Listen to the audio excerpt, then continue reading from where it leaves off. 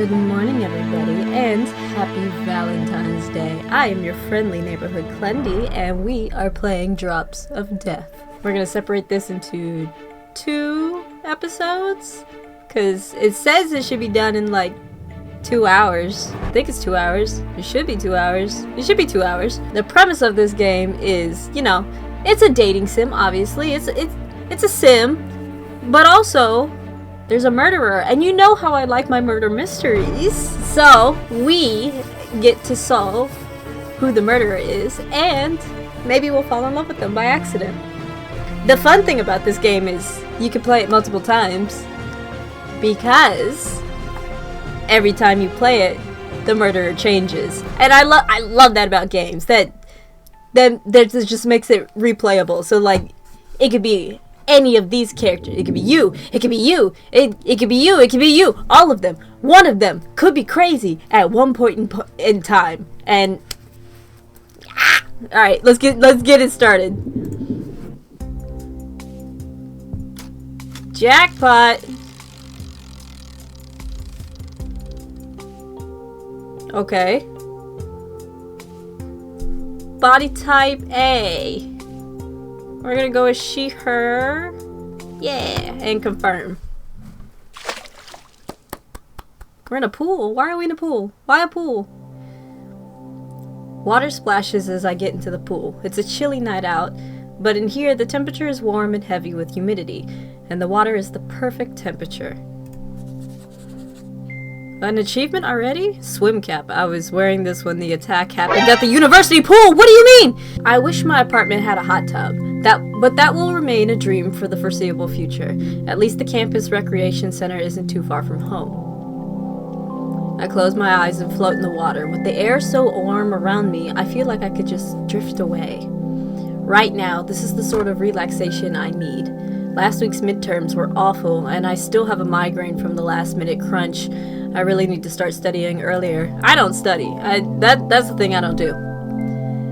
Obnoxious swimmer.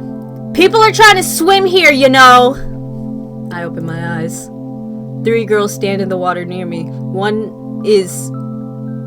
The one in front, I can read, I promise. The one in front looks annoyed, her arms crossed, while the other 2 just look embarrassed.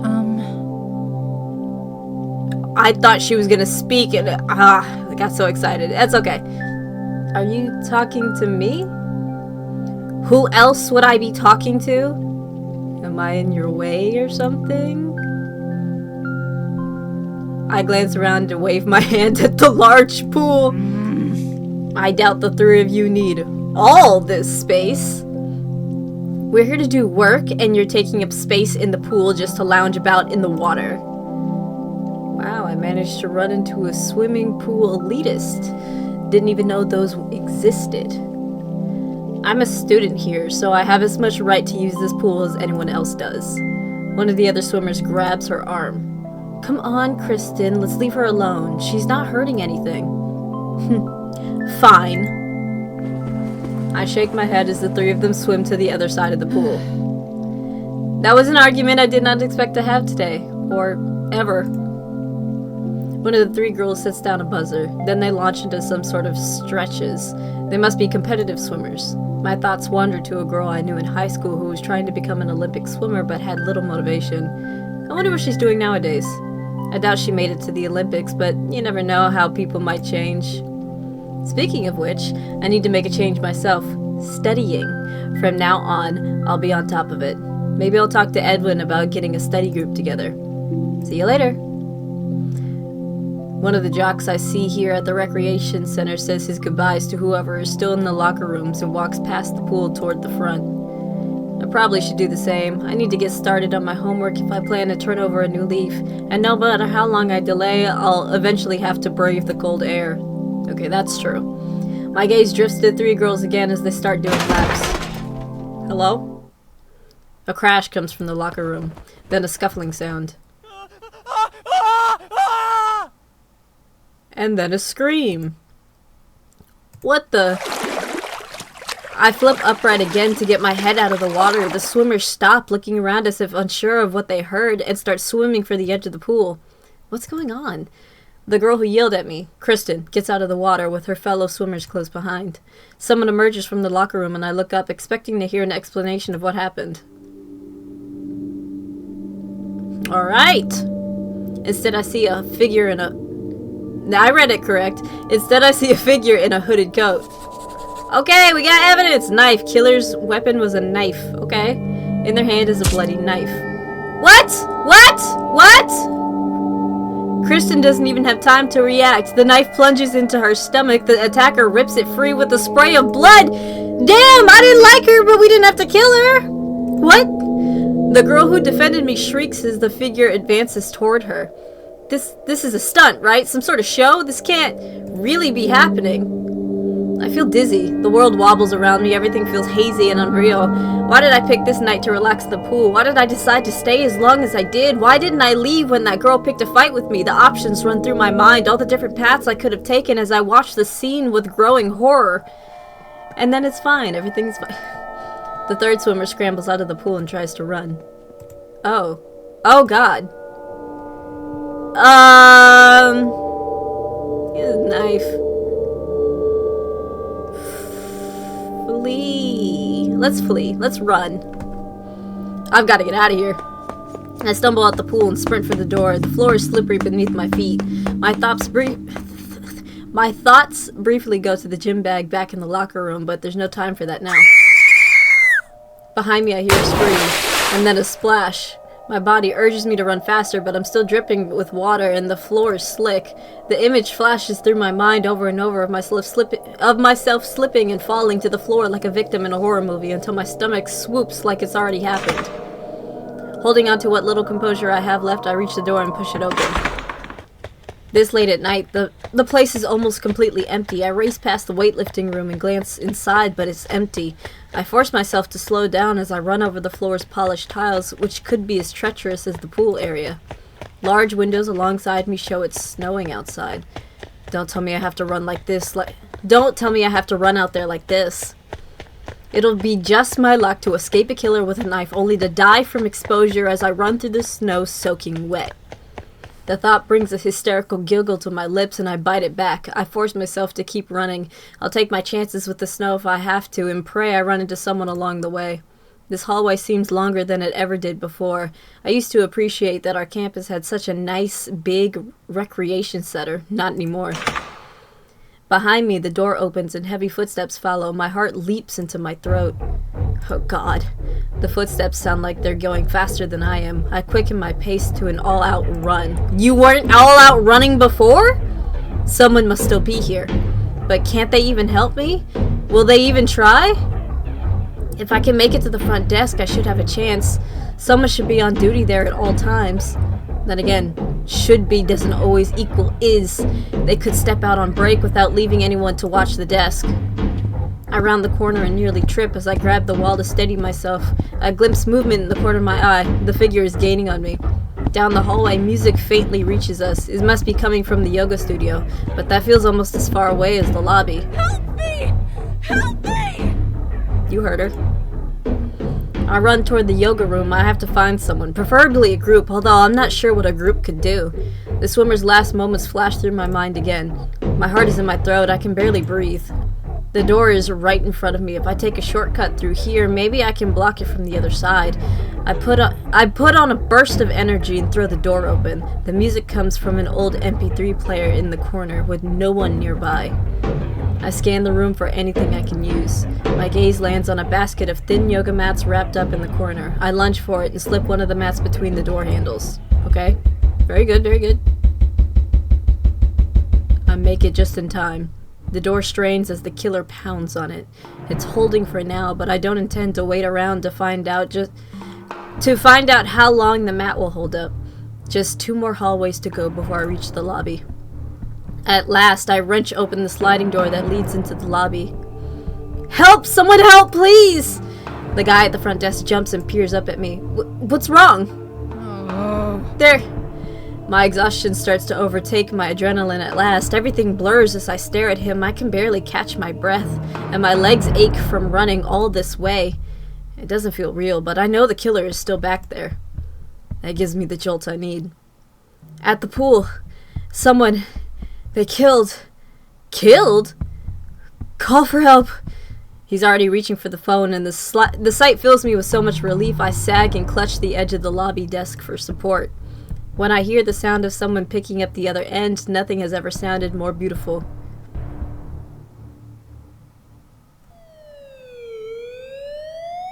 It's the Popo. Day 1, Monday. How many days we got? Do we have a week? Do we have a week to figure this out? I didn't. And you're sure you couldn't see their face? I'm pretty sure. I'm afraid not. They were wearing a trench coat with the hood up. I couldn't make out anything else. That's about all we got from the security footage as well.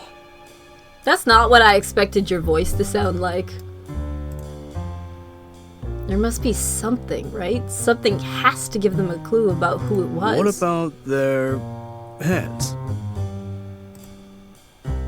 I think back, trying to remember the killer's hands. It's a blur, a black blur. I think they were wearing black gloves. You look super young. The detective makes a note of that. It must be disappointing that the killer was wearing gloves, but he shows no reaction to the news. Maybe that was in the security footage too. Okay, we're done with that. Did you know any of the victims?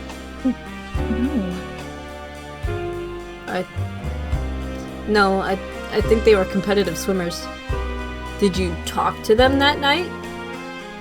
Just briefly. Oh? What about? My mind flashes back to our argument in the pool. It was such a silly thing to argue over, and it sends a pang of regret through me, even though that girl was the one who instigated it. Wait a minute, he can't possibly suspect me for being involved, right? Just tell the truth. Just tell the truth. It's gonna make it worse if you lie. No, I have to tell the truth. Even if it makes me look suspicious, lying about it would be worse. I have nothing to hide. We had an argument. One of the girls wanted me to get out of the pool since I was just relaxing in the water, and I refused. Is everything alright? Why was that the line that was used? What happened? Her friends talked her down and they went to the other side of the pool. I see. Makes a note of that. What about this man? Do you know him? He shows me a headshot from a student ID of a young, toned man. His face doesn't look completely unfamiliar, but not familiar enough for me to even place him. No. I'm sorry, I don't. Is that who screamed before we saw the killer? Was he a victim too? That's fair. That's fine, don't worry. Now, I want you to try to answer this as best you can. Take your time and think about it carefully. Do you know of anyone who might want to kill you? Me? No. My blood runs cold at his question. You're not saying that the killer was there for me specifically, are you? I'd assumed it was one of two things. Either the killer picked their targets indiscriminately or in some sort of rage, and we just happened to be there at that time, or they were targeting the swim team and I had to be silenced as a potential witness. It didn't occur to me that I might have been the target. I don't have any proof of that, however, we need to keep every possibility in mind, so think carefully and answer the question. No, I can't think of anyone who would want to kill me. I don't have any enemies that I know of. Even saying that out loud feels like something from a movie. What about the ex? What about an ex? My last relationship was in high school. It wasn't a bad breakup, but we never talked to each other after that. That was years ago, though. There's a hair. A coworker, perhaps? I'm not currently working anywhere. A classmate you're on bad terms with, then? No. No, I don't know of any classmates who have anything against me. I shake my head. I really can't think of anyone. He makes another note. We'll have an officer monitor your apartment for the next few days. Please try to limit your activities outside of your apartment as much as you can and get home before dark. Considering it's November, that's easier said than done. It gets dark out pretty early and I still have classes to attend. If we catch the killer quickly, you won't be in any danger. What if you don't? Alright! Damn! Let's hope it doesn't come to that. He stands up. If you remember anything else, please call. Thank you. He escorts me into the lobby. By the way, what was your name again? Hello? Detective Singh. Thank you for your help, Detective Singh. He looks around. Where is Kim? I intended to introduce you to him next. Kim? A psychologist. Talking to him might help after what you've been through. Yeah, I'm feeling fine right now, but I have a feeling there will come a point when everything crashes in on me. At least I'm wearing my own clothes again. The police were able to get my things from the locker room for me so that I could change before the interrogation. Nick, there you are. Hello? You weren't in your cubicle. I sat there for like 10 minutes waiting. I would give that voice to her, absolutely. I do work away from my desk sometimes, you know. So his first name is Nick, is it? I glance from him to the young woman who came looking for him and Singh's sighs. Adrian, this is Fawn. She's a junior detective. Not to mention a top-notch true crime blogger. I feel like those kind of clash. Wouldn't those two professions kind of clash? You're a junior detective with the police department and then you're a crime blogger. Do those things not clash in anybody else's mind? Maybe it's just me. I don't know. Yes, that too. Fawn holds out her hand with a huge smile. It's nice to meet you. Adrian, was it? That's right. Good to meet you. So? Did someone steal your wallet? Or maybe the neighbors got a little too rowdy? Someone tried to kill me. No. Someone tried to kill me. Oh! Her smile fades. Sorry, didn't mean to make light of the situation. It's fine. She was a witness to the murders at the pool last night. I just finished questioning her. She looks at me with wide eyes. If you came in last night, you must be starving. Did anyone get you any food? That's fine. Our coffee isn't the best, but it'll at least wake you up. Excuse me. Wow, that was rude of me. I ate before this. Oh, and we have croissants and muffins in the break room. They're from the bakery across from the new sushi place, if you've ever been there. Coffee and food both sound good at the moment. I'm not sure if I fell asleep last night or not after the cops arrived. Everything's such a blur. By tonight, this morning will probably have blurred together with the rest, too. I like their muffins. Why are you laughing so hard, huh? You still a suspect! I'll bring you a plate then. He walks off briskly toward another room, leaving me alone with Fawn. So? You're a student at the university? Yeah, I'm a junior in integrated marketing. That sounds, cool. I took a few courses in creative writing there last year. Great! What's this conversation? Oh, yes, you said something about a blog? Yep. I run a blog and vlog about, serial killers and unsolved crimes. Oh! I'm branching out into mysteries and the unknown, too. Back up. She hands me a glossy business card with a cartoon ghost beside the name and a splatter of blood above her social media handles. What is it? Fawn's card. Fawn's business card she gave me when we first met. I'm just gonna read out the achievements because that first one was wild. Now I just gotta read them. Fawning for crime is not awful.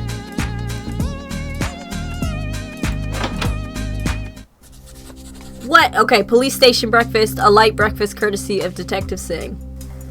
Detective Singh returns then, carrying a small plate and a cup of coffee. The smell of the coffee reaches me the moment he enters the lobby, and as he gets closer, I see the plate contains a muffin, bagel, and cream cheese.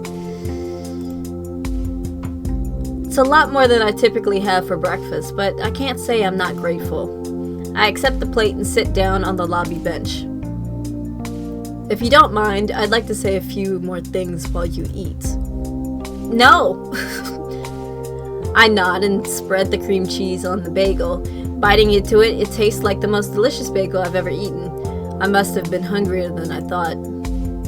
As you know, I'm a homicide detective. I'm the lead detective on this case, so I'll make sure you're safe at your apartment. He's a bit young for a homicide detective, isn't he? I don't know how old you have to be to become a detective, but I always pictured homicide detectives as grizzled, hardened veterans. This is only my 3rd year in the force, but this isn't my first homicide case. Now, Nick, you can't compare a case like this with that last one. True. The last homicide case I worked was a jealous ex-boyfriend. Easy enough to track him down and catch him. This one, however...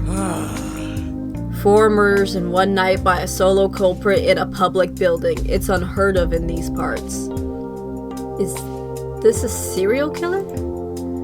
A serial killer is someone who murders multiple people seemingly at random, with victims typically fitting a set profile and with a notable period of time between murders.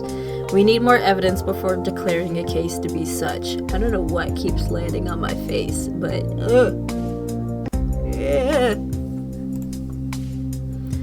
Right now, I would be more concerned about the potential that this is a spree killer.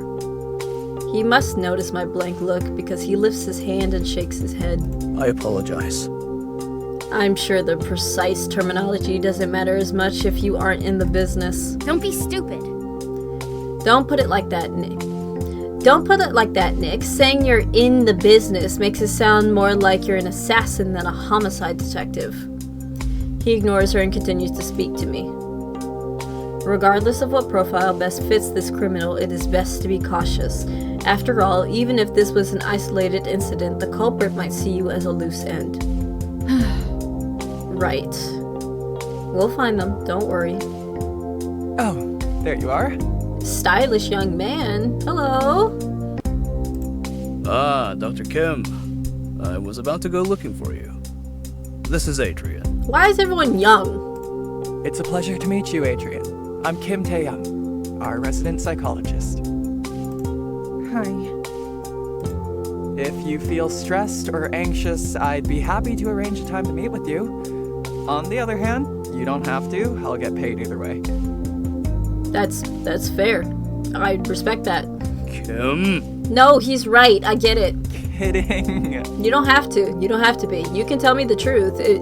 I understand. It's a lot. He clears his throat and adopts a more serious tone. You might feel okay now, but grief and stress can sneak up on you, especially in cases like this. Trauma has a funny way of showing itself. I highly recommend an appointment. I'm currently going through grief, but I'm in the anger stage, I guess. I don't know. That's what it seems to be. I'm a little snippy. Snippy is not the right word. I'll snap quickly. Perhaps sometime tomorrow? If you don't like talking, I can just prattle on. That's fine. That works too. Company. Sure. I can tell when he's being serious and when he isn't. Then again, maybe that's a good thing. It might help me to relax. Let's see. Anytime after 4 should be fine tomorrow. Great. I'll see you then.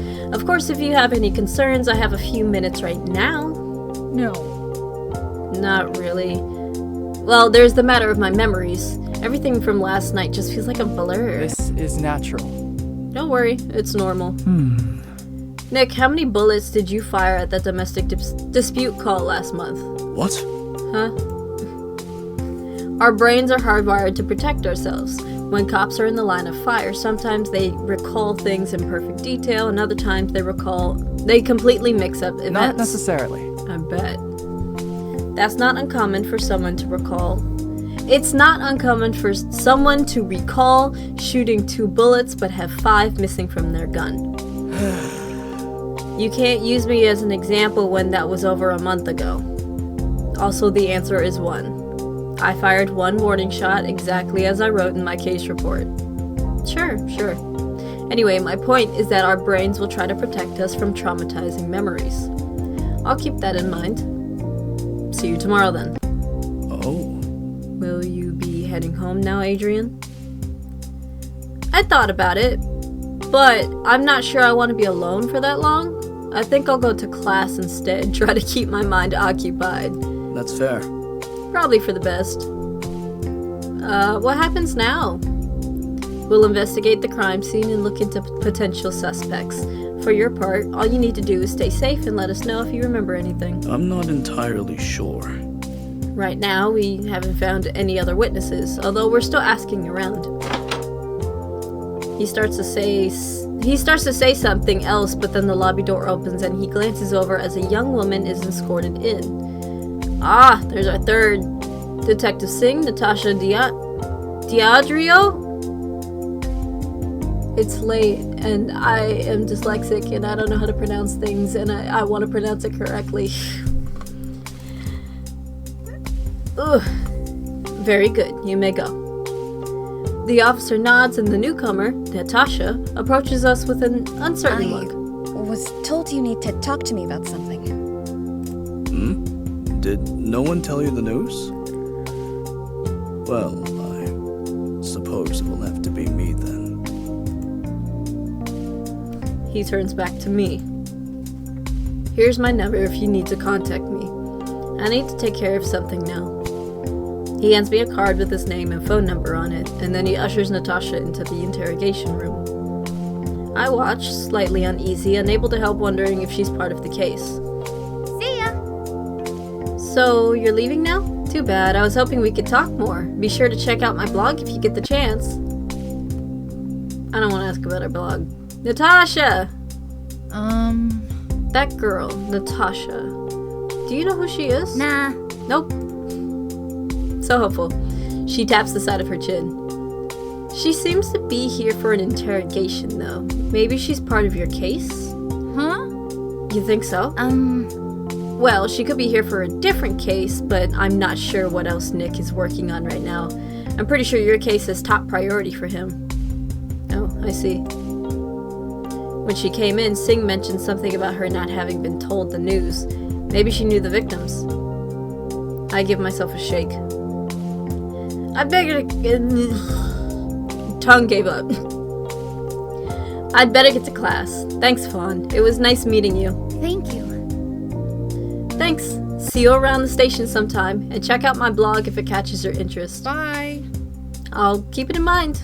I don't know if I have the heart to read a blog about true crime stories after what happened last night, but I have to admit, I'm intrigued. See ya. Take care. Once she's gone, I rub my head. Can I really go to class like nothing happened? I wouldn't! If only I could remember something about the culprit. Anything at all that might help. I close my eyes and concentrate on the horrible encounter with the killer. Yet I caught such brief glimpses of them, I have no hope of figuring out who it was. Lost in thought, the sound of the interrogation room opening, Run that back! Lost in thought, the sound of the interrogation room door opening makes me jump. Have a good day. If you think of anything that might be useful, no matter how innocuous it seems, please call. I will. Hey, girl. I straighten up as the girl called Natasha returns to the lobby. It seems like her interrogation was a lot shorter than mine. Our gazes meet and I freeze. I feel like I should say something, but what? Hey there. Yep, close enough. What? Nice weather, huh? Just a nice sunny day out today. Stupid ass question. I really should. No. Here for questioning? Here for questioning?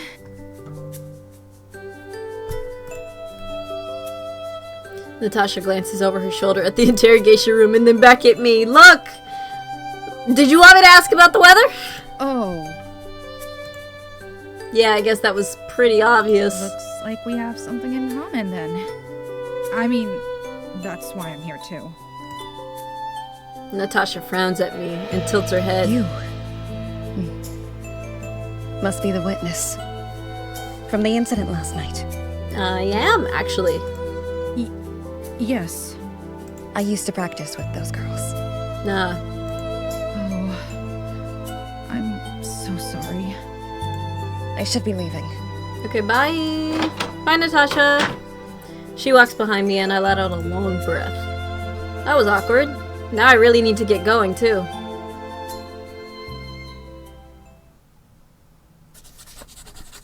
School ID. My school ID, not the best looking picture I've taken, but since when... ... Staying focused on the professor's lecture on the marketing funnel proves to be impossible. The consequences of being up all night are finally hitting me. I have been there recently. They shut the power off in the house and I can't sleep without noise, so waking up to silence, I could not go back to sleep. It was awful. And then I had to go to work. It was great. Ah, there's the other one. Next to me, my friend My friend Edwin has no trouble! I can read! I promise I am capable of it! Next to me, my friend Edwin has no trouble typing notes on his laptop the entire time. Of course, he wasn't running for his life last night. Probably. I checked my phone for the time. It's only been 10 minutes. I have been there! I can feel every second trip by.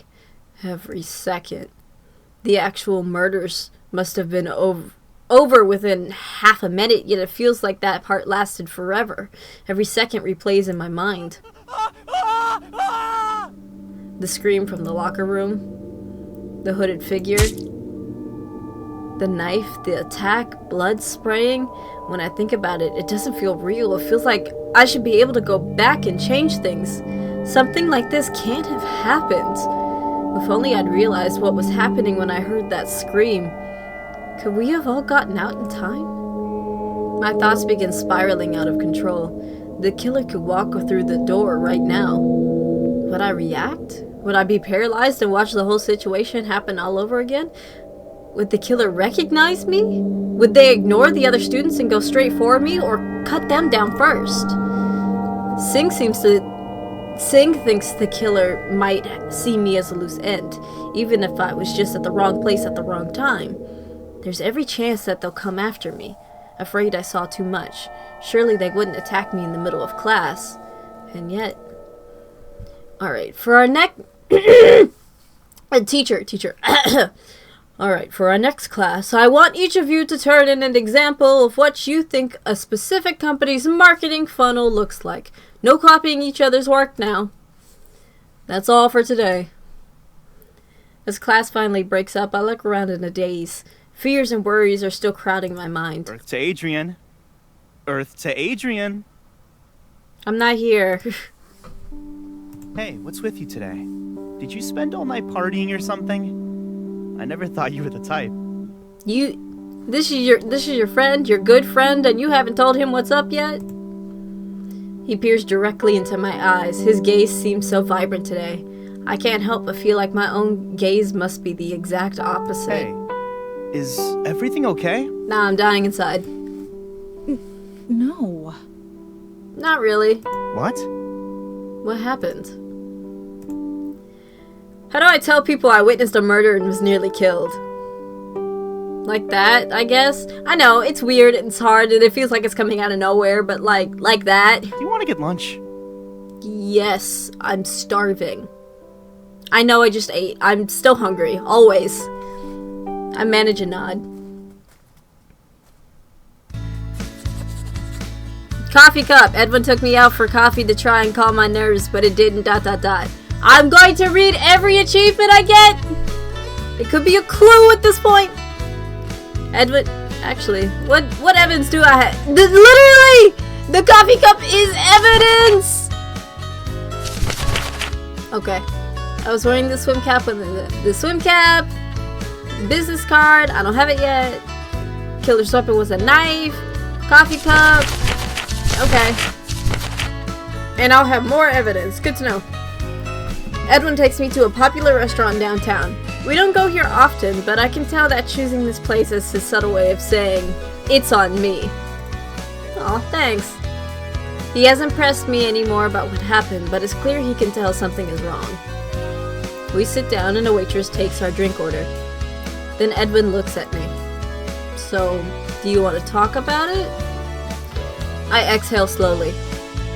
I don't even know where to begin. Are you okay? Did something happen? That's one way of putting it. Last night, I went to the rec center and spent some time relaxing in the pool. And there was a fight in the locker room or something. Someone came out with a knife. Wait, what? The swimmers who were there with me, they got stabbed. Killed. I made it to the lobby and called the cops. Spent the night in the police station. Edwin stares at me, his mouth open in shock. You what? This isn't some sort of joke, is it? Why would anyone joke about that? Why the fuck would I joke about that? I shake my head. Seriously? I wouldn't joke about something like this. He grabs one of the rolls and tears it. When I asked if something was wrong, I thought you'd say your dog had died or there was a family emergency or something like that, not this. Yeah. And I swallow hard. You can see why I'm a little distracted today. Did they catch the person who did it? I shake my head. Wait, what? What? The killer must have left through another entrance. The police are looking for clues, but there's not a lot to go on. Huh? But you were there. You saw them. To be honest, I couldn't make out that much. They were wearing a coat with the hood up and they had gloves on. I can't even say for sure if it was a man or a woman. I shiver at the memory. Edwin looks away. I'm sorry. I didn't mean to bring up bad memories. It literally happened last night. I'm gonna be traumatized no matter what. It's fine. While the rest of the restaurant is lively, our table falls silent. I look out the window. Outside, the snow from last night still lingers on bushes and street lamps. Everything looks so fresh and beautiful. Yet now I can't help but imagine that white snow stained red from blood. I've got to stop thinking things like this. I'm surprised you still came to class. I am too! He takes a sip of his drink. If it were me, I'd be in my room in the fraternity with the door locked. That's just as dangerous. No. You mean because the killer could go after you and find a way inside the room and then you'd be all alone? Yeah. Well, I meant because being left alone with your thoughts after something like that can be just as dangerous as a knife, but thank you for that lovely thought. I'm sorry. Looks like I've got another sleepless night waiting for me. Will you be safe at your apartment? I should be. The police will be monitoring the area for at least the next week. A week? They think it'll take that long to find the killer? Who knows? I wish there was more I could do to help. He sets down his drink and fixes me with a serious look. I don't really know what you're going through right now, but you're one of my closest friends. If you need anything or want to talk to anyone, just say the word. Thank you. Thanks. How about it? And if there's anything I can do to help you feel safe, if you want me to stay over for a couple nights or you want to crash at the fraternity for a while. Huh? Is that even allowed? No, but that's exactly why it's the last place the killer would look. I think Detective Singh would have a thing or two to say about that. Thanks, Edwin. I think I'll be fine for now, but I really appreciate it. Anytime. I go back to staring out the window as I enjoy my drink. What did you get to drink? Everywhere I look, people are going about their daily business. They bustle into restaurants to get out of the cold or grab lunch. Some carry bags probably filled with Christmas presents. Oh hey, Natasha! Then I spot someone familiar on the sidewalk. Isn't that Natasha? Nah, it's rude to leave your friend. Just hang out with Edwin. He's treating you to lunch, or whatever this is. I turn away from the window and give my head a shake in the hopes of clearing out those strange thoughts. Natasha and I barely know each other. Our conversation this morning was awkward enough. Besides, I probably should avoid anyone connected to the crime until they catch the killer, I guess. That sends my thoughts spiraling down a whole new dark path. What if she's the killer? Should I be worried that she's right outside? Is it really just a coincidence that we'd both be here? Earth to Adrian. Am I losing you again? I jump. Sorry about that. I saw someone I recognized outside. She was at the station this...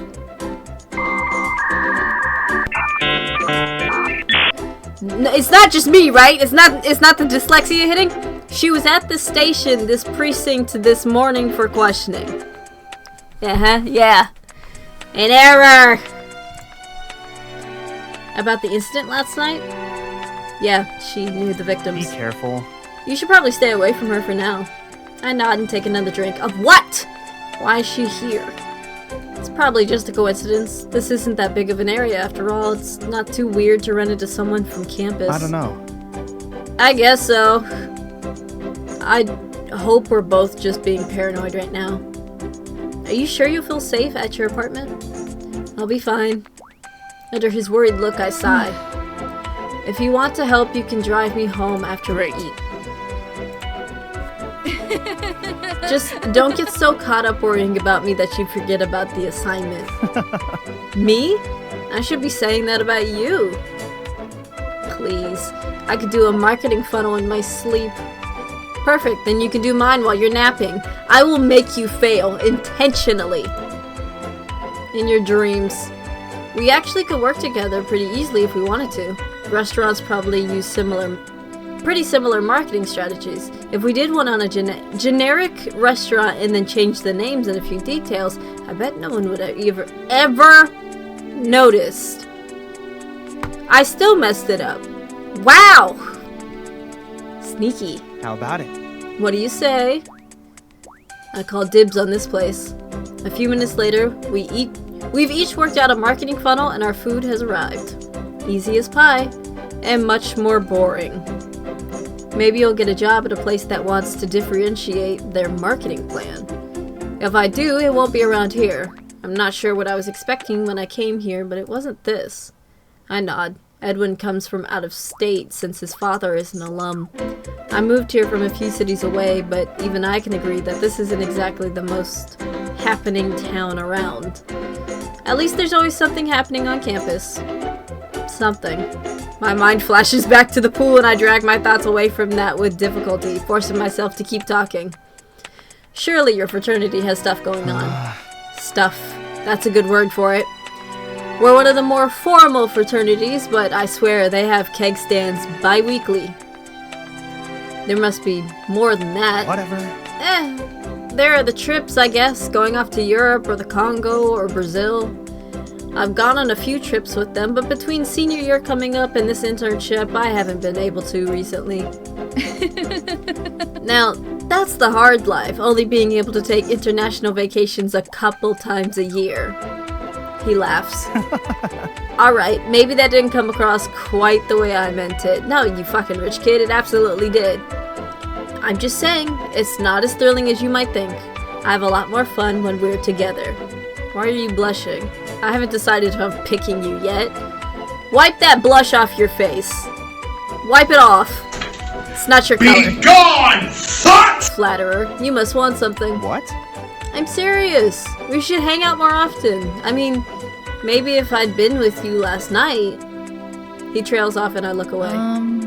How's the internship going? It's the most forced way to change the subject I can think of, but Edwin doesn't comment on it. He takes a bite of his salad and considers the question. It's fine. Well, thank you for that insightful commentary to keep the conversation going. I wish I could find a good internship around here, especially one with pay. With pay is so hard to find. Weren't you at some insurance company for a while? Yeah, but they never let me near any actual marketing stuff. I was just running errands and looking over basic material I'd already learned in marketing and management. What's even the point of an internship if it's going to be like that? Ugh, sounds rough. It was a recommendation, too. I'll lay 10 to 1 odds the professor who suggested it knows someone at the company. After all, you know what they say. It's not what you know, it's who you know. That is so correct. Exactly. Yet here we are paying good money to study. Uh-huh. That's where you're wrong. Not uh-huh. That's where you're wrong. You're paying good money for the chance to make connections. Networking, you know? Sure, a degree is important, but we could learn marketing online if we wanted to. I can make connections online if I wanted to, too. That's not the same thing. Isn't it? I met a girl today who runs a blog. She gave me a business card and everything. Online networking is the way of the future. Come on, you can't compare a random blog to something like this. If you say so. Think of it like this. You've already paid them, so you should go to as many events as you can to get as much out of it as possible. Yeah. That's more like it. There's going to be a winter festival. There's going to be a winter festival soon. For example, if you'd like to go to that, I'd be happy to take you. We'll see. Aha! So you talk about wanting to get your money's worth, but when it all comes down to it, you're not actually interested in going to events. Is that it? More like I'll be waiting to see if there's still a killer on the loose. I'd be there with you. What? Don't you think I could keep you safe? Don't do this. Don't do this right now. Huh? Besides, you don't even know if the killer is after you. You were just in the wrong place at the wrong time. You didn't see anything. Are you the fucking killer? You know that, and you know that, and I know that, but the killer might not know that. Edwin sighs. There's no point in speculating about it now, I guess. We'll see when the halftime comes. The waitress brings our bill to the table and Edwin pays. Once he signs the check, he looks up at me. Ready to go? Thank you. Yeah. Thanks again. Don't mention it. Anytime you want to go out, even if it's just to keep your mind off of things, just say the word.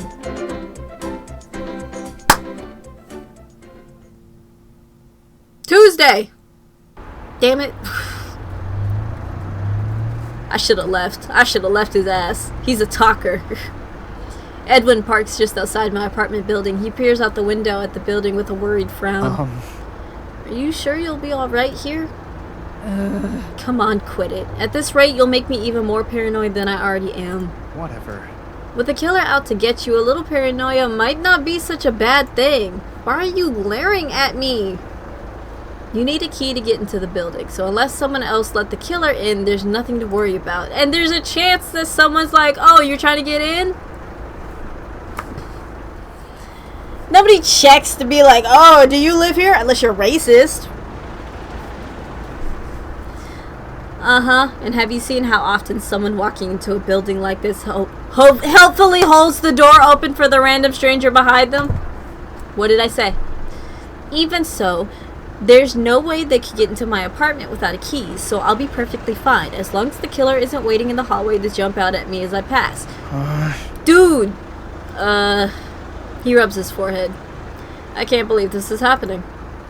Look, I'll wait it out here just in case. Wave to me once you get into your apartment so I know you made it in, alright? Okay. No one is waiting in the halls to jump out at me, so despite a harrowing journey up the stairs due to my Edwin-induced paranoia, I make it into my apartment to the front door of the apartment where I make it into my apartment to the front door of my apartment where I see today's paper sitting at my door. Oh yeah, newspaper article about the incident at the pool. Title reads blank blank blank. I pick it up and sigh at the massive headline on the front page. Murder at University Pool. Murderer still at large. Oh. Great.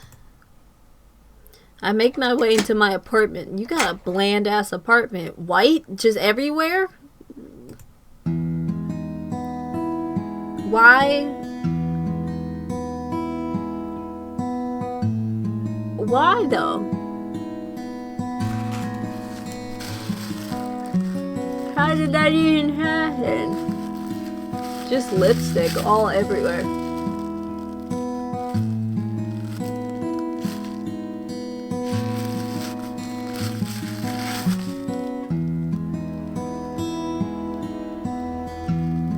Directions are confusing sometimes.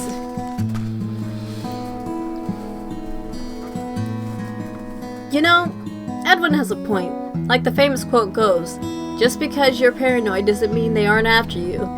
And when you have a legitimate reason to think someone is out to get you, it pays to be cautious. I walk to the window and look out. Edwin is still parked down below, so I wave. He waves back, and a moment later I hear the engine start up. Come to think of it, what was the plan if I didn't wave? He'd wait a few minutes and then come in after me? Probably. I exhale slowly and walk through the apartment to check each room just in case. Usually it's nice having the place all to myself, but just this once, I wish my roommate were here. The quiet stillness of the apartment feels staggering, yet each little noise plays on my nerves. You don't have a pet? Actually, having a cat in this situation, awful. Would be awful. Slamming doors, running around the middle of the night, knocking shit over. Awful time to have a cat. The sharp ringing of my phone cuts through the silence, and I nearly jump out of my skin. Ah! Heart hammering, I take a breath to compose myself and answer the phone. Hello? Hello? It's me, Detective Singh. You know, the detective from this morning. I got it. Understood. That detective. How bad does he think my memory is? I remember you. Is everything alright? Did something happen? You sound like you're out of breath. The phone ringing just gave me a start, that's all. I apologize. Sorry about that. I just thought I'd call to make sure everything is alright and let you know that the officers watching the apartment building will be changing shifts soon. Alright, thank you. I didn't even notice the surveillance when we drove up. I walk to the window and look out again. It takes a bit of scanning, but this time I notice the police car parked nearby. Is it normal to have guards? Are there any new leads? Are there any new leads? What, since this morning? I don't know. Something could have developed quickly. Sometimes we get lucky. I say we because it's not usually the police. Sometimes these things are wrapped up pretty quickly, aren't they? Unfortunately. Maybe so, but not this time. I'm not supposed to tell you anything about the case either. This stuff needs to be kept secret, even from the primary witness. Okay, well, I guess I'm going to solve it then. I see. What I can tell you is that we don't have anyone who can provide more information than you did about the killer's identity. The mix of victims is puzzling as well. Is it possible that the guy in the locker room was the main target and the rest of us were targeted as potential witnesses? We're pursuing that as a potential lead, although at this point it seems unlikely. It certainly appears premeditated, no matter... I got it, hold on. No matter who the primary target was, the killer went to the pool that day specifically to kill someone. His casual delivery of something so chilling makes me shiver. I see. It's hard to believe a killer like that is still out there. Before I let you go, there's one last thing I need to know. Where is your roommate? The officers monitoring your place should be given a description of your roommate so they'll know who to look for and not raise an alarm. No. She doesn't stay here much, to be honest. She's graduating this semester, so she's only taking a couple of classes. She has short red hair and drives a black car, but I doubt she'll be back anytime this week. I see. I'll pass along that description regardless. Now that I think about covers, it's late. I would like to be able to read. Now I think that about covers it, unless there's something else you need. No, but thank you again for all your help. I'll talk to you soon. I'm just doing my job. Try to get some sleep tonight. You're in good hands. Thank you. I hang up the phone and let out a long breath. If nothing else, at least Singh's call reassured me that I'm safe in my own apartment. Exhausted from a day of worrying, I collapse onto the couch. Here's hoping they catch the killer soon. Tuesday! Tuesday! Tuesday! Tuesday! Tuesday!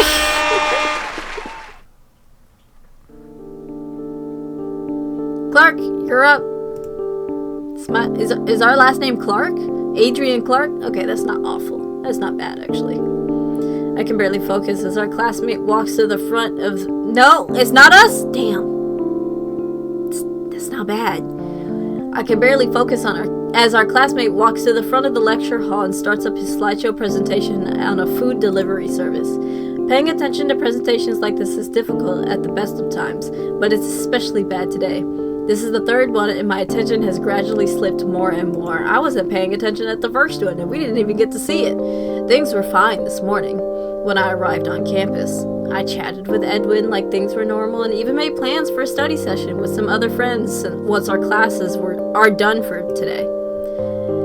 Everything was starting to feel normal, but now it's hitting me all over again. Every time I start to relax, it strikes me that I'm so wrong to go back to my normal routine. Everything about grades and presentations, when there's a killer on the loose and the victims will never sit in class ever again. I nearly lost my life. How can I pay attention to marketing presentations? Part of me feels like nothing should ever feel the same. From time to time, Edwin glances over at me in concern. I tap my pencil against my desk and try to silently run through the presentation I'll be giving soon enough. And that's how they might leverage these tactics to target new audiences in the future without losing their established base. Everyone claps and I belatedly join in. Riley, you're next. Hello. You have a face. Why? Are you the killer? Did you do it? I'm suspicious of everyone. All of y'all did it, in my opinion. Riley walks to the front and I manage to drag my thoughts back to the presentation. Riley has been our friend for 2 years now. I owe it to him to pay attention, even though I know this will be hard to watch. He's nice, but he's terrible at public speaking of any kind. Marketing is only his minor, but that still means he needs to take these classes and do these presentations. Whatever he intends to use his computer science degree for, he probably should just hire someone to handle the marketing end of things for him because, I'd like to talk about, he shuffles through his notes and nearly drops them. Oh, as if abruptly realizing his slideshow isn't on the screen yet, he picks up the remote and nearly drops that as well before he finally manages to bring up a slide with a bare bones list of points. He finally begins his presentation, but his voice barely rises above a murmur as he rambles on. This definitely isn't your area of expertise, Riley. Why was there a laughing sound, and yet she looks concerned? Still, I managed to stay focused on the painful ordeal for his sake and clap politely once he's done. Adrian. Alright, I can do this. I just need to stay focused. I walk to the front of the lecture hall and pace while waiting for my presentation to load. This only has to be 5 minutes long, so it shouldn't be too bad. I know my stuff too. The lecture hall is crowded with students. Some are looking at me. Some are playing with their phones, and some have their faces hidden behind their laptops. And at least 2 look like they're sleeping instead of paying attention to anything. A perfectly normal scene. Just like the pool was. Right up until it happened. The world spins around me. My head pounds, a wave of nausea rolls over me. Pass out! Just pass out! Just a dead ass sit down! Just sit down! Adrian, are you ready? Nah! Just fall over. Pass out. Lay down. Just do it. I promise you. What do I promise? Nothing. Just go. Go for it. I feel like I'm gonna be sick. If you're not feeling well, you can give the presentation while sitting down. That's a good-ass professor right there. Thanks. I grab a chair and sit down. No, I want to sit on the ground. It's floor time. I grab a chair and sit down, then let out a shallow breath. Shallow? Slow! Jesus. Edwin and Riley are both watching me with concern. Sitting helps in as much as... Huh? Okay, that was not me! Sitting helps in as much as I don't think I could stand now if I tried. Yes. I put my head in one hand and focus on breathing. At this rate, at least Riley won't have the most embarrassing presentation here. A hysterical giggle threatens to escape me, and I bite it back with difficulty. Adrian? Is everything alright? How can you ask that? Nothing will ever be alright again. The killer could walk in right now. I force away that thought and wet my lips. Okay. My slideshow is up on the screen, and I know what I'm supposed to say. I wet my lips again and forced myself to speak. This marketing strategy is one commonly used by restaurants. I barely know if I get the words out in the right order. I almost feel as though I'm a parrot repeating words someone else wrote. I mechanically deliver my presentation in a blur until at last I reach the end. Thank you. Our classmates applaud and I stand up on wobbly legs. When I get back to my desk, I ignore Edwin's worried look and gather up all of my things instead. I don't think I can sit through the rest of the presentations.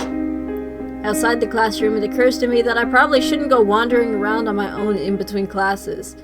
Is this not a college? You can just go! I see what you're saying, though. The killer and the blah blah blah.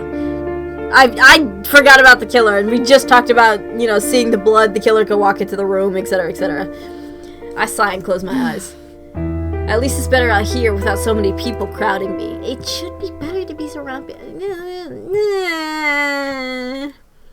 I finally started to relax when I hear footsteps. Natasha is walking down the hall, her books clutched close to her chest. Hey, Natasha! Hey. She jumps and spins toward me, her eyes wide. A moment later, she relaxes.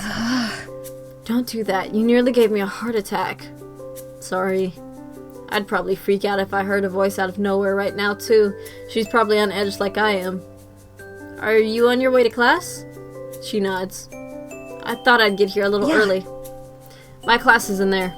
I nod toward the classroom door beside me. I wasn't feeling well, so I had to step out. Natasha glances away. I've had trouble focusing since they told me what happened, too. I wonder if I should take a few days off from classes, but I think that might only make matters worse. That's what I'm afraid of, too. It feels like the atmosphere between us has eased somewhat. Bonding over our shared distress in the aftermath of a murder isn't the most ideal way of getting to know someone, but it's a relief to be able to speak with someone who actually knows what it's like. Imagine becoming like best friends with someone because you were witness to a murder and she was friends and teammates with these people that got murdered. Imagine. And then people are like, so how did you meet? A murder investigation? What a story. I had a presentation to give today, but as soon as I got to the front of the room, I felt like I was gonna be sick. Then when I got out here, I didn't feel like I should go too far on my own. Yeah, I'm going to a study group for the first time in my life today, just because I didn't want to be alone. A study session? In the library? Yeah, why? I'm meeting with the study group today too. Maybe I'll see you there. Could be, yeah. Suddenly my phone rings. The sudden sound startles me and I grab it. The phone number is one I recognize right away. The number Singh told me to contact if I remembered anything.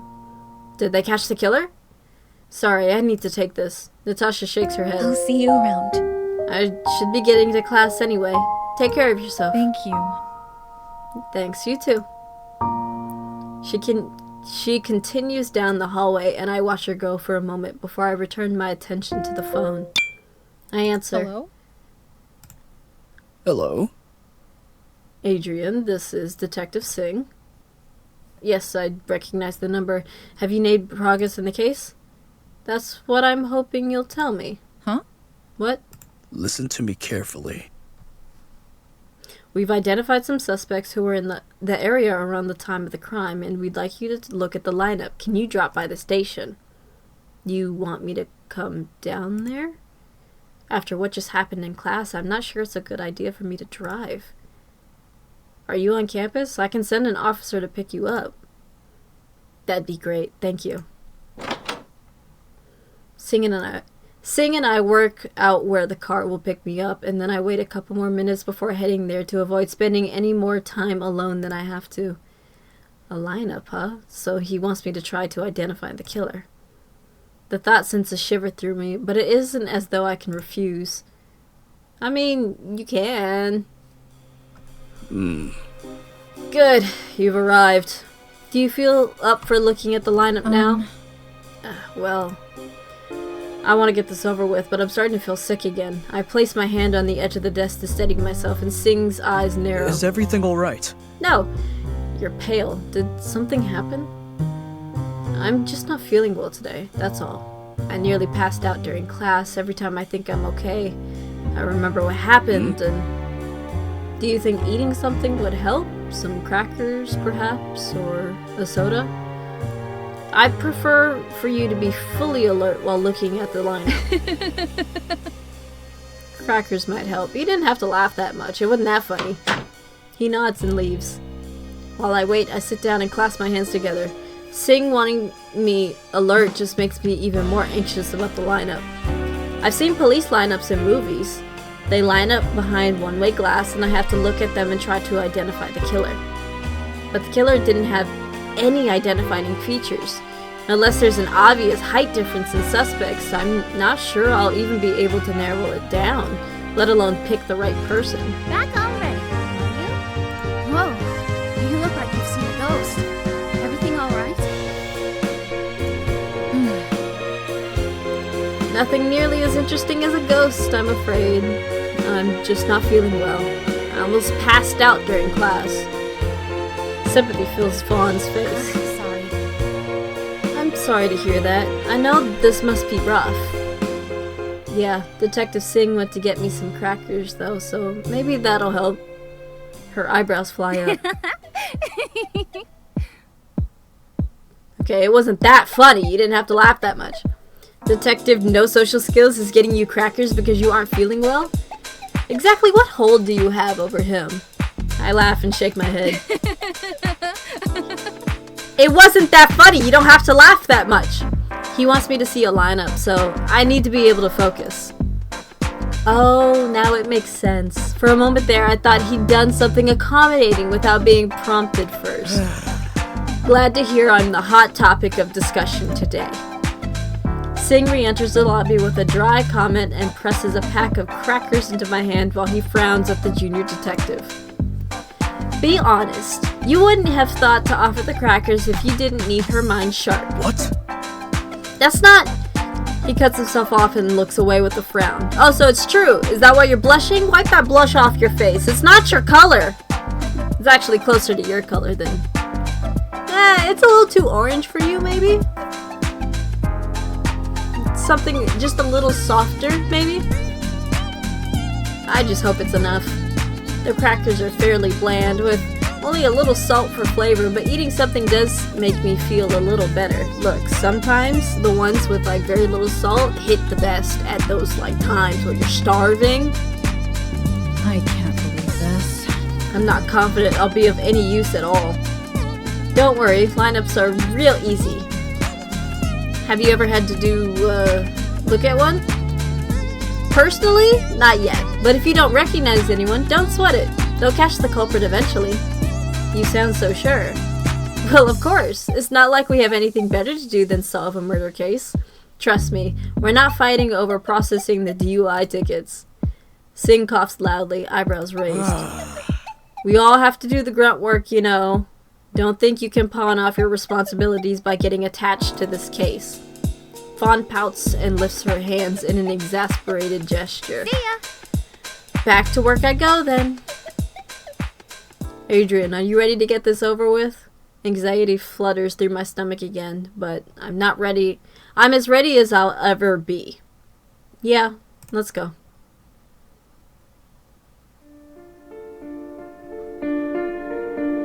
I don't recognize any of these people. It's none of them. Like I imagined, a glass wall separates the room in half. A group of men stand lined up on the other side. It's one-way glass, right? Yes, exactly. You can see them, but they can't see you. That makes me feel better, but this is still nerve-wracking.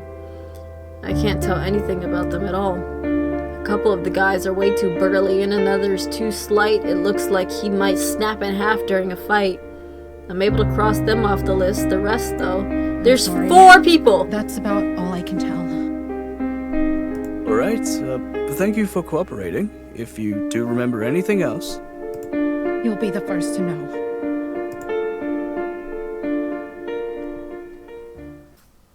Wednesday! Wednesday, Wednesday! Wednesday! Wednesday! Damn it. Fawn is waiting for us when we return to the lobby. So, How did it go? I glance at Singh to get his assessment, but he walks to his desk as though he assumes the question isn't for him. I shrug. Okay, I guess. If I'm honest, I don't know if it helped at all. Picking out 3 people who didn't do it honestly feels like we're narrowing things down. I don't think I read that right. Are you going to be alright getting home? Do you need an escort? I'd be happy to walk you back to wherever you're going. Ah, right. Singh rejoins us, his brow furrowed. I sent someone to pick you up at campus, so you'll need a ride back. I can drive you. interesting. Offering to drive her. Someone must be awfully important to this investigation, huh? I could handle it if you have important senior detective stuff to do. He shoots her an irritated look, but she just beams back at him. Who are we gonna pick today? Are we gonna pick my usual type of grumpy and a little hard edge, and he's blushing, like he has feelings but he doesn't want to feel them, and that's why he blushes a lot, but he's also like cold and business, or are we gonna pick the bubbly girl who I don't trust?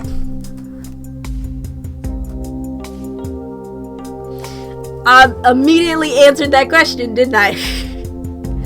Come on, let's go. Thank you. Thank you, Detective Singh. If it's not too much trouble, I appreciate the ride. When it hits Wednesday, that's when we're gonna cut it. I'd get into the squad car with Singh and he starts driving. Back to campus or to your apartment? Campus. Late classes, I see. I have a study session with some friends, actually. Where? One of the lounge areas in the library. You can reserve them ahead of time if you make sure they're free. How many people will be there? Not too many. Maybe 5 or 6. Sometimes people bring friends, but it never gets too crowded. Those lounges wouldn't be able to handle a big group. Are other students usually around at that time? Any teachers? I glance at him. Do you think it's too dangerous? I'm not entirely sure. Just looking to get a better picture of the situation, if anything seems off. Don't worry, I won't stick around unless I'm sure it's safe. Alright. We drive in silence for a few minutes. His cautious questions have joined the rest of my paranoid thoughts bouncing around in my brain. You said you worked a homicide case before, didn't you? How long did it take to catch that killer? Barely 32 hours. Huh? What? You caught them that fast? It was a crime of passion. The victim had recently entered a relationship, and her ex-boyfriend was jealous. Once we saw that as a possible motive, it was simple enough to catch the connections between him and the crime scene. Finding him took longer than figuring out who did it. I see. That's what makes this case so frustrating. We have no leads on the killer's identity, and the motive remains unclear as well. I turn away and look out the window. Maybe that was a bad thing to talk about. Now, instead of paranoia, it's the apparent hopelessness of the situation that's bouncing around my skull. It's unusual for such a strange crime to happen in a town like this. I know what you mean. It doesn't feel like the sort of thing that could happen around here. I watch the scenery pass until Singh turns down the road towards campus. He pulls up at the curb adjacent to the stone path that leads to the library. That's good? Thank you. Yes, thank you. Have fun at your study session. Do you know what a study session is? Yeah, and I know that college students are like, have fun. I roll my eyes and get out of the car. How old is he? How old are we? Great. Let's get started. Library card. The library card I used to get into the local library. The library lounge has a warm, almost cozy atmosphere that makes it easy to relax in. There have been times when I've come here just to get some peace and quiet and have time to focus on my thoughts. With the door closed, it's almost like being part of a separate world. A small group has already gathered, mainly friends from our classes. There's no sign of Natasha. Either she's running late or it's a different study session she's attending. Riley, you already started chapter 8, right? Yeah, I didn't get too far, but I'll finish it. Clara, if you can take chapter 10, I'll handle 9. Got it. Adrian, are you good with working on Chapter 11? Edwin's voice sounds like it's coming from far off. I blink at him slowly as I realize he asked me something. Something about chapters. Are you okay? Adrian, you good? Right. Yeah, that's fine. Chapter 11. I'm on it. I open the textbook and get out my notes. My notes from the last couple of days are a disaster, but hopefully I can do better on that front now. Edwin pulls up a chair next to me. Hey. His voice is quiet, so low as to not be overheard by anyone else nearby. Are you sure you're okay with being here? I glance around, but none of the others pay us more than a quick glance. They probably assume we're either discussing the assignment or chatting about normal things. I'll be fine. Do you want to talk about it? No. Not really. Want to hear a funny story? Sure? The other day, Corey and I were sitting in the MBA lounge when Joseph walked in, grabbed a chair, and pulled it over to the corner by the bookshelf. Then he pushed up one of the ceiling tiles and pulled a packet of ramen noodles out. Why is there ramen noodles in the ceiling tiles? Why does Joseph have a stash of ramen hidden in the ceiling? Don't look at me. Maybe he was afraid someone would steal it. That's insane. That's a big leap. Not even leap in logic. Just you didn't want to hide it anywhere else closer to your room, maybe, or something? No, you just said, I'm gonna hide it in the library. Granted, nobody's gonna look for it in there, but the ceiling? Rats could be up there. Anyway, he just walked over to the table and started eating his ramen. We were both staring at him, and after a moment, he just said, "There's a chicken one left if you want it." Are you kidding me? Is this supposed to make me feel better? It makes me feel better. I'm outraged. Is it working? So, Suspicious you take ramen. the chicken flavored ramen? The pack of instant noodles that Edwin told me about. Nah, but now I know where to go if I'm ever starving. The idea of being trapped in the school with nothing to eat, forced to rely on the emergency ramen supply hidden behind a ceiling tile is so absurd that a smile tugs at my lips in spite of myself. Thank you. Yeah, thanks, Edwin. Anytime. Feeling a little more like things are just like old times, I start reading the chapter that was assigned to me. This has been our habit for a while now. Whenever we have a large chunk of material we need to study, we divide it up between us. That way we can exchange notes. It's an efficient enough system. Chapter 11 is about working with influencers. It goes into detail about sponsored posts, with case studies about an athletic company that contacted influencers who run fitness accounts. I start taking notes. One of the key case studies focuses on posts written by a competitive swimmer. Oh. We can't win. We can't win, can we? Hey everyone, sorry I'm late. Here to help with our marketing homework, are you? No thanks, I'm part of team math today. You make it sound fun. Don't let him fool you, he hates math. I lift my head at the sound of Natasha's voice. So she really was coming to the study group after all. Hey! I thought I might be seeing you again. Hi. Glad to see you're feeling better. She sits down and opens up the textbook she brought. It looks like she came with Dennis, and the two of them are going over a math assignment together. Edwin looks from me to Natasha in confusion. Do you two know each other? Oh, he doesn't know. Come to think of it, I told him about Natasha being outside the cafe, but he never looked out the window to see her himself. Now he obviously expects a fun story about how he met or something similarly harmless. We just talked about this! I can't think of anything that would destroy the mood more than announcing that we met because we're part of the same murder investigation. I meet Edwin's curious gaze and nod towards the door. I'll be back. I need some air. I step outside. Being alone in the library makes me uneasy, but the sound of someone typing at the other end of the room reassures me. A moment later, as expected, the door opens and Edwin follows me out of the lounge. What's going on? Sorry, I thought things would get awkward if I brought it up in there. Do you remember the girl I mentioned, the one who knew the victims? Wait, don't tell me. That's her, Natasha. And she suddenly shows up at our study session? That's pretty suspicious, don't you think? Alright, relax! What are you talking about? Suspicious? Be careful. What if she's the culprit? Judging by what happened at the pool, the culprit wouldn't think twice about attacking a whole room of people to get to you. Seriously? Come on, that's ridiculous. Someone must have invited her. Anyway. He returns to the lounge and I hurry after him. Come on, Edwin, don't do anything to make this awkward. To my dismay, he sits down right across from Natasha. Oh my god. Look, my thoughts, I feel like it's Edwin. Edwin killed all those girls. So, Natasha, I didn't realize you and Adrian were friends. Did she invite you to join us tonight? No, Dennis did. You know Adrian? We just met the other day. She looks uncomfortable by the direction this conversation is going, and I don't blame her.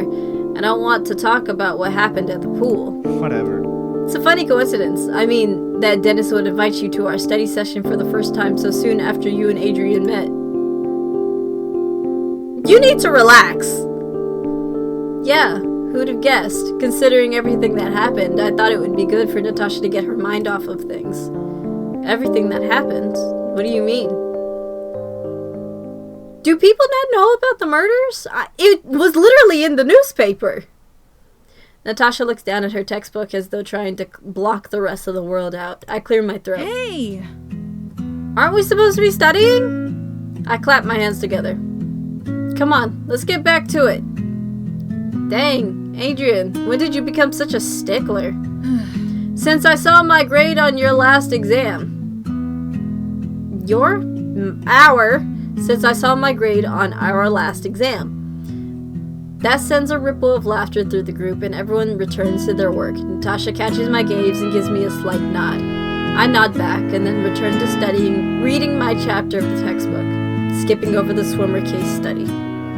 As time passes, I start to feel relaxed again. It's easier to slip into my routine and convince myself life will go back to normal. After about an hour, Natasha closes her textbook and stands up. Thanks. I appreciate it. That's about it for me. It was good meeting you all. Her gaze lands on me. And good seeing you again, Adrian. You too. I wave goodbye to Natasha. Wednesday. Damn it! Back in the car! As usual, after our study sessions, I drive behind Riley toward our apartment building. He turns down the dark, unlit road I absolutely abhor, now more than ever. The sole street light does nothing against the shadows of the tall trees on either side. It should be illegal to have a city street this dark. Driving down here is nerve-wracking as at the best of times, let alone when I have any reason to want to avoid isolated places. The sight of the brightly lit apartment building makes me exhale in relief. It's good to see the police cruiser making its lap around the complex, too. All the same, once I park and get out of the car, I glance over my shoulder the entire way up the stairs.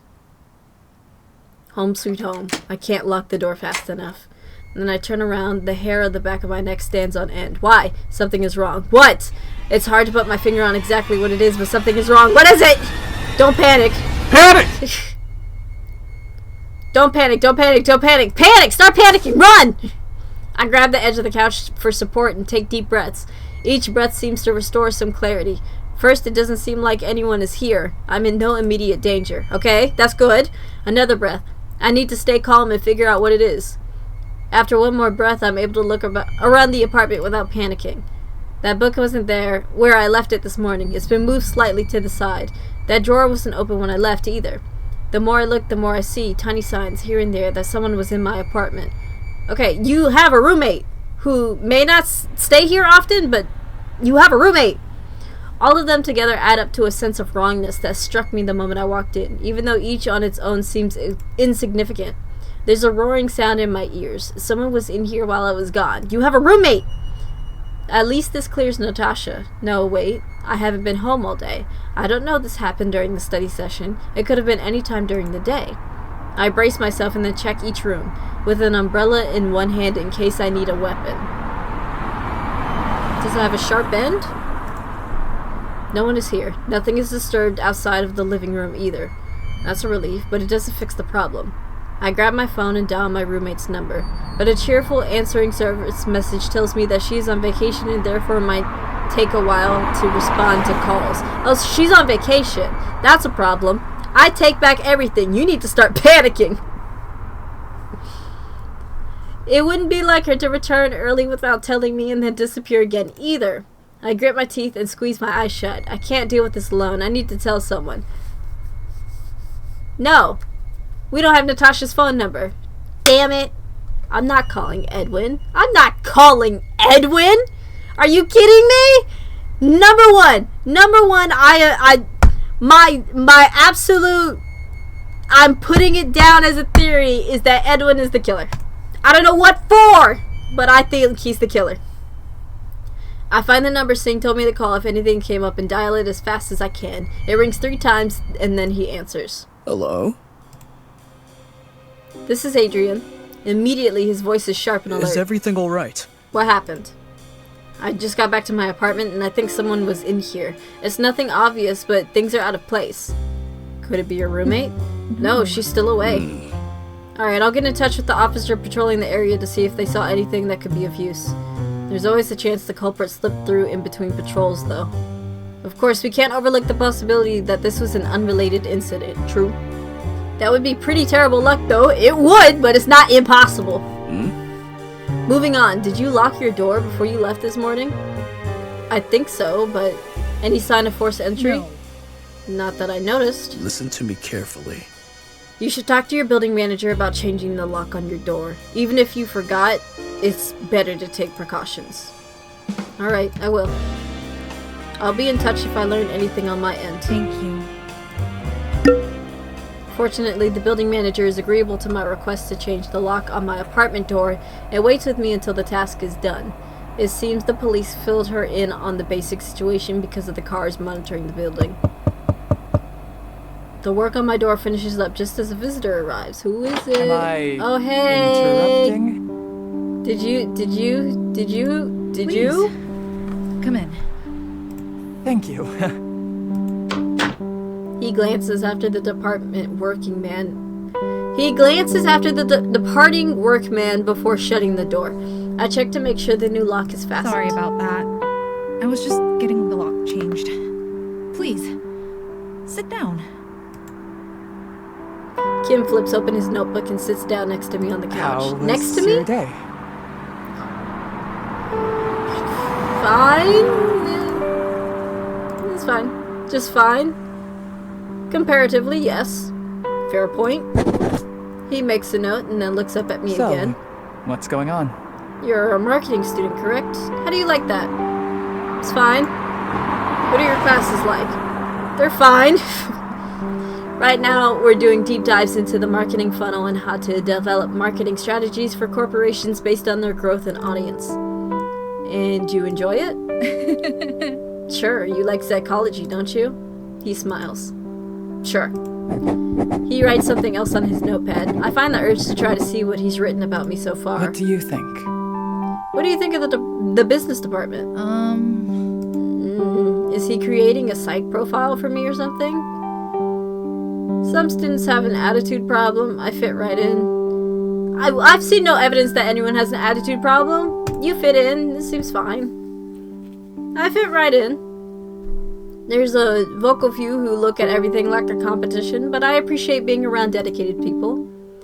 With everyone trying their hardest, it really pushes me to do my best even when I'm tempted to slack off. I see. So, while you criticized classmates who view things as a competition, you don't mind the competitive atmosphere yourself. Right. I don't believe in working yourself into an early grave, but if you put enough time into something, your labor will be rewarded eventually. It's not a competition, it's about being the best version of yourself that you can be. Kim nods and writes something down. How are your classes going? Well enough. Good to know. So, of course, the main reason I'm here is because of the incident the other night. My stomach flips. Now that the time has come, part of me wishes we could delay this conversation longer after all. When the incident occurred, how did you feel? Like I was dreaming. You absolutely said, this isn't real. This can't be happening. This isn't happening. Felt like I was dreaming. This is natural. That's a common response to situations like this. An extreme shock can seem so unreal that the person has difficulty accepting that it's actually happening. That's exactly what we said. So, now I keep playing those moments over and over again in my head. Sometimes I feel like it's all about to happen again. He nods and makes a note. When that happens, is it vivid? No. Not usually. It's more like I'm picturing what could happen, imagining it happening again in a different place to different people. A shiver runs through me. Are you having any trouble distinguishing between reality and fantasy? Sometimes I'm not sure if something's wrong or if it's just paranoia, if that's what you mean. Being aware of your paranoia is a good thing, but don't fall into the trap of ignoring genuine warning signs because you dismiss everything as paranoia. Right, that makes sense. Do you have an email address? I'd like to send you some materials I think will be able to help you. Sure. I write down my email address for him and hand it over. Thank you. I think that's enough for our first session, but we should meet again soon. Is there another day this week that would work? Thursday night at this same time should be fine. Good. I'll see you then. Hopefully by then they'll have caught the killer. Perhaps. Is this your first time on a murder case? In this sense, yes. It's not my first time delving into a murderer, though. What do you mean? When I was a student, one of my professors set up a surprise webcam talk with a guy on death row. It was a surprise for us, I should say. Nope, what was it like? I want to know. These are questions that I have in my real life. What's it like? What was it like? It was unsettling. He had murdered 3 women along an empty highway and buried their bodies at a farm nearby. Oh my god. He was only caught when his 4th victim escaped. I shudder. I can imagine how that 4th victim felt. Thank God she managed to get away. By the time we saw him, he had been behind bars for a decade. Talking to students like us counted as good behavior, so he was happy to participate. You know, he insisted he had done nothing wrong. Oh, he didn't deny the murders, but he seemed to think he shouldn't have been punished for it. He claimed the whole world was against him. Highly disturbing, and no matter where you sat, it seems like he was looking right at you. Turns out it was all pre-recorded.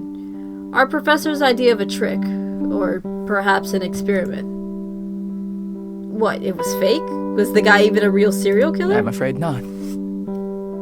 Well, you gotta pick one. Was he or was he not? Because the text says who knows, and then your voice line says no. If someone you trust showed you a video of a guy in handcuffs and told you he killed 3 people, would you doubt it? I suppose not. Real or not, it was a memorable lead-in to our section on the psychology of murderers. People kill for many different reasons, some of which might seem inexplicable to us. You mean like thinking God told them to do it? Well, that's one possibility. But even that is understandable. If you believe that was what was happening to you, it makes sense that you'd obey. Just like killing out of anger, jealousy, greed. These motivations are logical if... No, I can't get it today. My brain shut off. Think about it like this. When's Wednesday? Where's Wednesday? Consider, though, someone who kills for the thrill of it or because they want attention. Or someone who sees another person's death as having a benefit for them, as if other people were pawns on a chessboard. Or someone who thinks a specific person's death is simply a necessary event for the order of the universe. All of these motivations might seem to be quite illogical, but to the person committing the crime is the most logical thing in the world. Can we talk to him more often? I love talking about the psychology of killers. Me, like, I love knowing the psychology of people, and especially the psychology of why people do horrible, horrible crimes. Specifically murder, because some of the other ones, I don't need to know why you did that. I don't need to know you did that. At all. But murder, in terms of like serial killers, those are usually the cases where I'm like, but why? What thought process made you think that person gotta go? It's fascinating to me. I love psychology in that sense. So what about the killer in this case? Any idea? I'm afraid not. I'm afraid I have no way of predicting that with the little information I have. I was afraid of that. Still, if there's anything you'd like a psychologist's perspective on, just say the word and I'll do what I can. Thank you. He stands up. Until our next session. Until Thursday then. Have a good night. Thank you. Thanks. You too. Evidence! Stress ball! The stress ball Kim gave me after our session. Once Kim leaves, I check the lock again, and then sit down to finish up my remaining homework. The assignments are simple enough for a change, and I finish with time to spare. I turn my laptop on and see that Kim's email has arrived. I downloaded the documents he sent to read later. I wonder. Before I can think better of it, I find myself on the university website. I click around until I find the swim team's page. There they are. My throat tightens as I recognize the girls from the pool. In the photo, they have bright smiles for the camera, not knowing what will happen to them in the future. They thought their whole lives were ahead of them. In a few days, they'll be put in their final resting places without any future at all. If Natasha used to swim with them, she should be somewhere in these photos too. There's a page for photos of events. After scrolling back a few months, I find her. She's standing with the girl who tried to run. They're smiling. Natasha Diadrio and Rebecca Lyle. Rebecca was a nursing major, sophomore year. Another page contains brief news posts about the swim team and their competitions. I scroll numbly through. They drove to a swimming competition in Atlanta. Had a panic at the park in town. A picnic. Oh wow! I'm tired. We gotta hit Wednesday. Had a picnic at the park in town. Hosted a food charity drive last fall. The words blur together until I see Natasha's name again. I stop scrolling. The post is from a few months ago. Natasha Diadro announced today that she would be leaving the swim team. Although she has been one of the team's premier swimmers, she has chosen to pursue a solo career instead. Her teammates wish her luck on her journey. That's not enough motivation for her to go and kill them. It's not. Does that mean there was bad blood between them? Anxious again, I close the laptop and flop onto my bed. I can already tell it's going to be a long, restless night. Wednesday!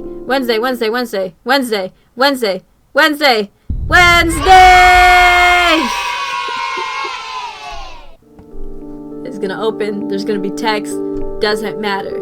Guess what we're going to do? We're going to save. We're going to save right here. And we're going to... I'm struggling. I'm doing my best. So, if you are so inclined and you like this episode or any of the other episodes that you have watched previously, hit that subscribe button and that like button. Any of those buttons will do pretty much. Thank you. Engagement is great. I love it. Woo, hoorah. Stay safe, stay warm, stay lovely, and I will see you next time.